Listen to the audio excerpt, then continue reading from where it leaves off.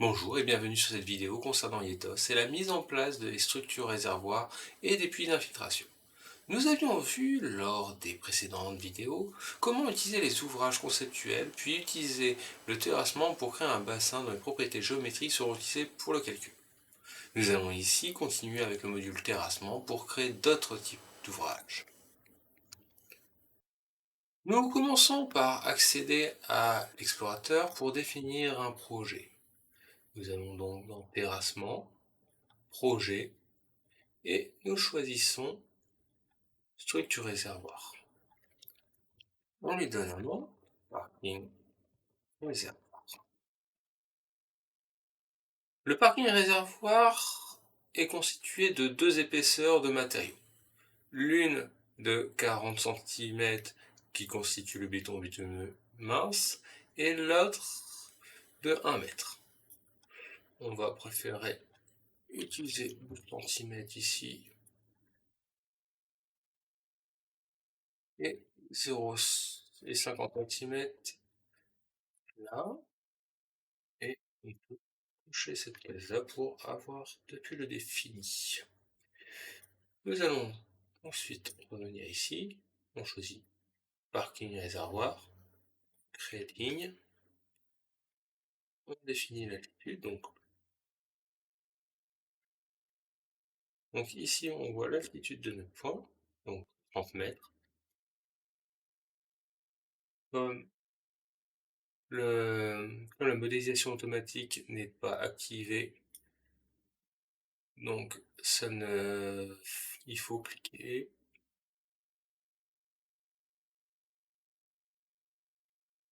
Comme la modélisation automatique n'est pas activée, il faut cliquer sur le bouton modéliser toutes les plateformes pour voir apparaître les lignes de talus. On peut ensuite créer une ligne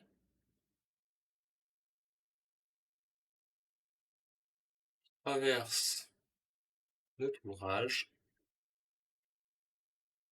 profil, et donc nous voyons le profil de notre ouvrage. Donc on voit bien une couche concernant la voirie, puis une deuxième couche concernant la zone où on va stocker l'eau.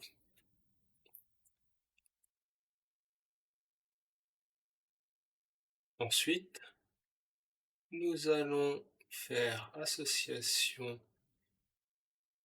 structure réservoir et on va définir les différents paramètres.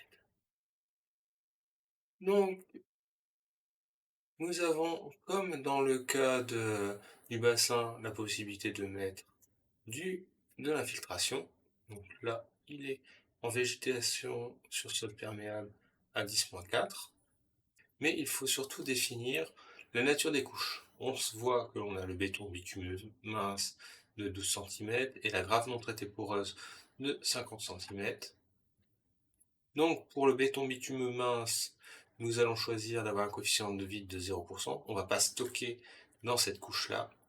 Tandis que pour la grave non traitée poreuse, on va stocker 35% d'eau dans ce volume.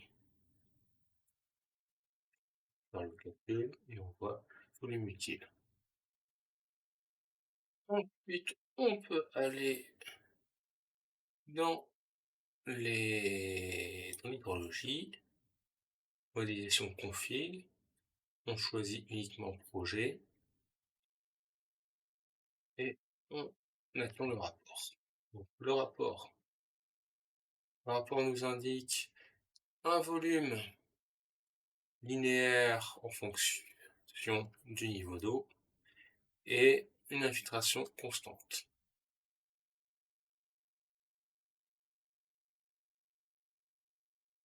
Maintenant, on peut faire la même chose, mais pour un puits d'infiltration. Nous allons donc dans terrassement projet, nous faisons nouveau projet, type puits d'infiltration.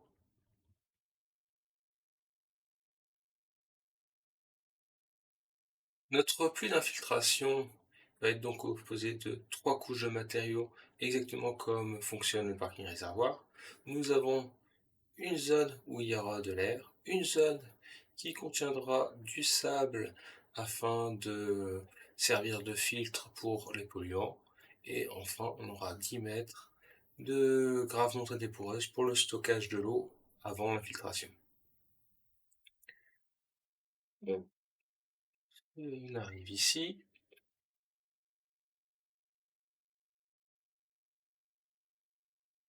donc 1 mètre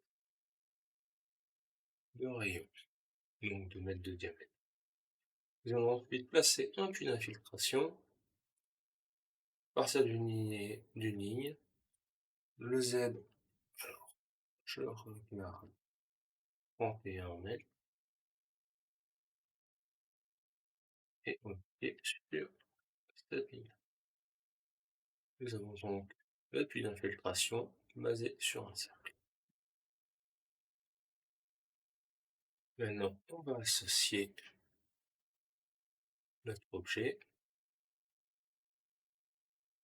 et ici, pareil, on va définir les différents coefficients de vide en fonction des différents matériaux. Donc le sable, 40%, gravité traitée non poreuse, 35%, et le premier R, 100%.